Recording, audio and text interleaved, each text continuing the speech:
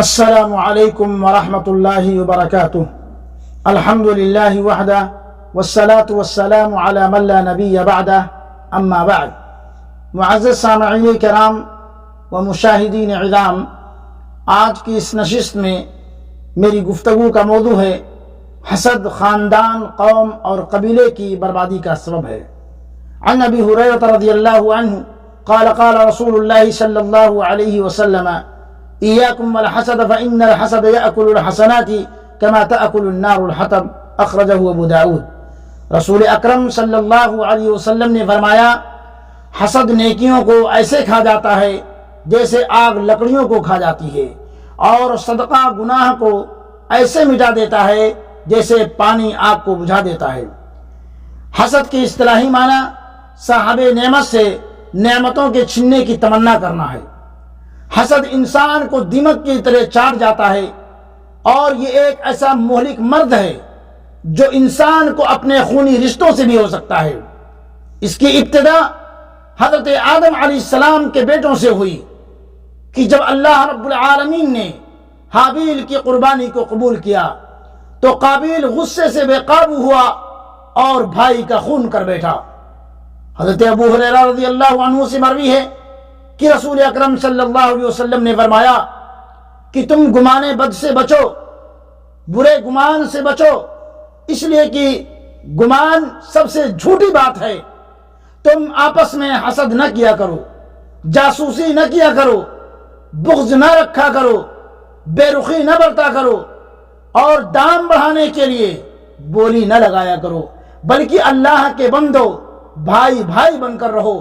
نبی کریم صلی اللہ علیہ وسلم نے فرمایا، ان قریب میری امت کو پہلی امتوں کی بیماری پہنچے گی۔ صحابہ نے پوچھا، پہلی امتوں کی بیماریاں کیا ہیں؟ آپ صلی اللہ علیہ وسلم نے فرمایا، غرور، تکبر، کثرت حرص، دنیا میں مح ہونا، ایک دوسرے سے بیزار رہنا اور ایک دوسرے سے حسد کرنا، یہاں تک کہ بغاوت ہوگی اور پھر قتل بہت زیادہ ہوگا۔ میرے بھائیو، اللہ رب العالمین حسد سے ہم تمام مسلمانوں کو بچائے۔ نبی کریم صلی اللہ علیہ وسلم نے فرمایا، حضرت انس بن مالک رضی اللہ تعالی عنہ کا بیان ہے کہ رسول اکرم صلی اللہ علیہ وسلم نے فرمایا، ایک دوسرے سے بغض نہ رکھو اور نہ حسد کرو، نہ غیبت کرو، اور اللہ تعالیٰ کے بندے بھائی بھائی بن کر رہو، اور کسی مسلمان کے لیے یہ جائز نہیں کہ وہ اپنے بھائی سے 3 دن سے زیادہ قطع تعلق رکھے، یعنی اپنے بھائی سے 3 دن سے زیادہ بات چیت بند رکھنا یہ جائز نہیں ہے۔ حضرت ابن مسعود سے روایت ہے کہ اللہ کے نبی صلی اللہ علیہ وسلم نے فرمایا کہ حسد، رشک صرف 2 چیزوں پر جائز ہے۔